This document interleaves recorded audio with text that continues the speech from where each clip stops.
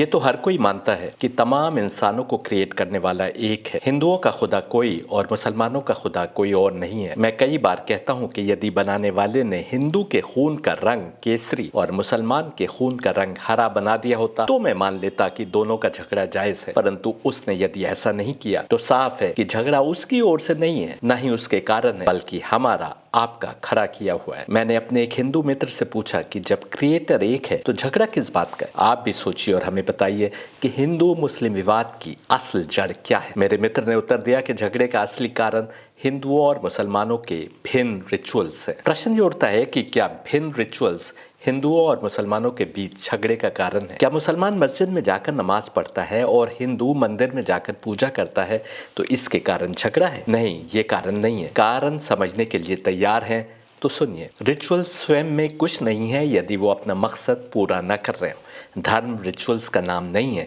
बल्कि रिचुअल्स के माध्यम से किसी उद्देश्य तक पहुंचने का नाम है। वो उद्देश्य भूल गए तो रिचुअल्स किस काम? मुसलमानों का नमाज पर बड़ा जोर है। ये धर्म का बहुत महत्वपूर्ण हिस्सा है, पिलर है।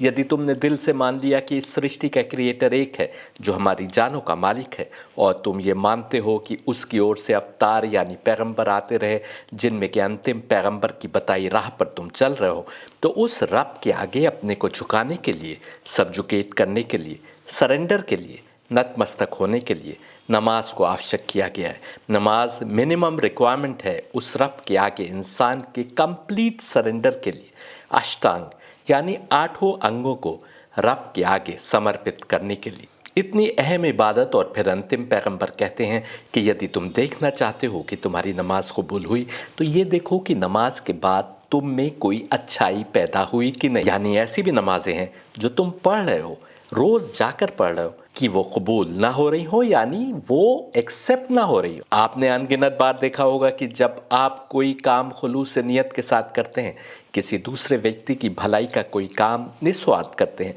या किसी रूहानी माहौल में होते हैं तो अपने अंदर अच्छा महसूस करते हैं। आपको अपने अंदर कुछ अच्छाइयाँ बढ़ती नजर आती हैं। ऐसा क्यों होता है? इसलिए कि जब आपकी आत्मा का संबंध परमात्मा से होता है, या दूसरे शब्दों में कहें कि आपकी आत्मा प्योरिटी के, पाकीज़गी के मार्ग पर थोड़ा सा भी आगे बढ़ती है, तो आपको स्वयं लगने लगता है कि आप अब पिछले पलों से बेहतर इंसान हैं।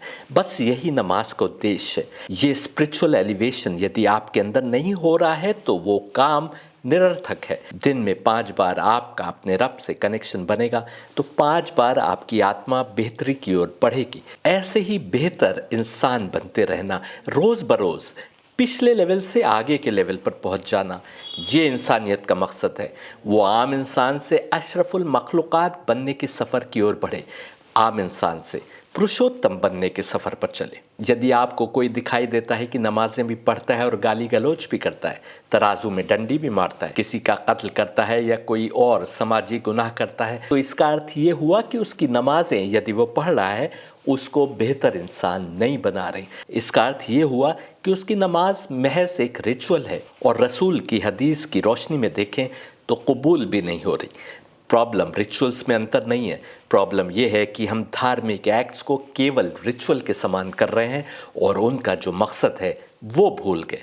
मकसद था स्पिरिचुअल एलिवेशन, रूहानी इर्तिका, आत्मिक उत्थान। कांवड़ी यात्रा प्रारंभ करने का शायद बहुत अच्छा मकसद रहा हो।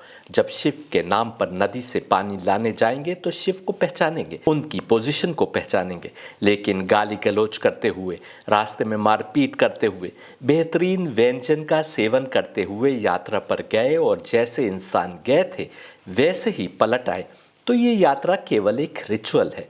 ऐसा ही तमाम रिचुअल्स के लिए कह सकते हैं, हज के लिए भी कह सकते हैं। गीता में कृष्ण के मुंह से बात करते हुए परमात्मा सामने खड़ी फौज से रूबरू होकर, जिसमें बड़े धर्मगुरु और भीष्म पितामह जैसी मौजिज़ हस्तियां थी, कहते हैं कि तुम कुछ रिचुअल्स निभाने के अतिरिक्त केवल एंटरटेनमेंट में घिरे हो। हमको सोचना होगा कि कहीं हम भी उसी मकाम पर तो नहीं आ गए जहाँ पर वो लोग खड़े थे जो कृष्ण से लड़ने को आए थे। वो भी समझ रहे थे कि वो धर्म के लिए लड़ रहे हैं और वो धर्म को फॉलो कर रहे हैं, और आज भी हम, हिंदू हो या मुसलमान, धर्म के नाम पर दूसरों को क्षति पहुंचाने के रास्ते ढूंढ रहे हैं और समझते हैं हम धर्म पर है। वो धर्म ही क्या जो इंसान को बेहतर इंसान न बनाए।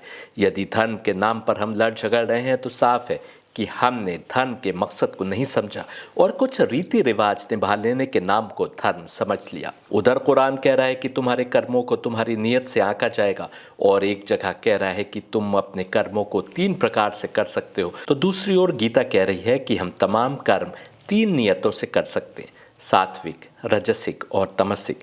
सात्विक यानी जिसमें दुनिया का मोह ना हो, कोई पर्सनल लाभ ना हो, और नियत में केवल श्रद्धा भाव हो, केवल खुदा की खुशनुदी हो, उस एक्ट से अपना कोई लाभ ना हो और ना किसी की हानि मकसद हो।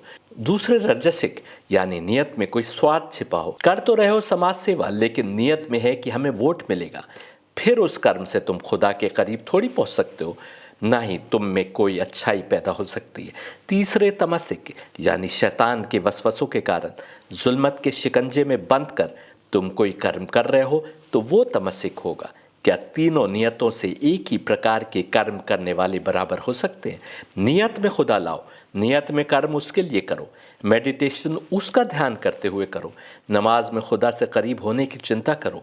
हर रिचुअल का असली मकसद जानो जो तुम्हारी आत्मा को प्योरिटी की राह पर लगाने के लिए बताया गया, तुमको बेहतर इंसान बनाने के लिए बताया गया। तुम ऐसे ही आहिस्ता आहिस्ता बेहतर इंसान बनने की राह पर आगे बढ़ने लगोगे। ये है असली इस्लाम, ये है असली सनातन धर्म। लेकिन यदि तुम रिचुअल्स के नाम पर लड़ते हो, तो तुम धर्म के नाम पर जो कुछ भी रिचुअल्स अंजाम दे रहे हो वो निरर्थक हैं, बिना लाभ के हैं। याद रखिए, रिचुअल्स हिंदू मुस्लिम झगड़े का कारण नहीं है, सात्विक रिचुअल्स से दूरी कारण है, या रिचुअल्स को सात्विक ढंग से अंजाम देना कारण है।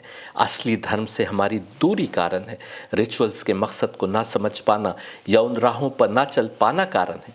जीवन में सात्विक मूल्यों को जगह दीजिए, तमाम झगड़े मिट जाएंगे, आप स्वयं बेहतर इंसान बन जाएंगे, इस दुनिया के लिए भी और अगली दुनिया में भी बेहतर इनाम पाएंगे।